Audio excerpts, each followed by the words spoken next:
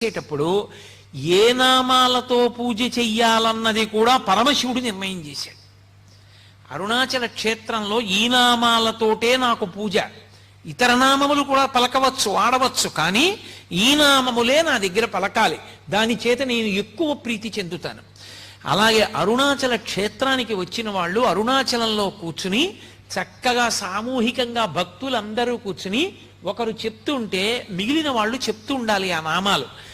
ఆ నామాలన్నీ గౌతమ మహర్షికి చెప్పి గౌతమ మహర్షి చేత సంకలనం చేయించాడు పరమేశ్వరుడు. మీ యొక్క సౌకర్యం కోసం నేను ఆ నామాలు తీసుకొచ్చాను.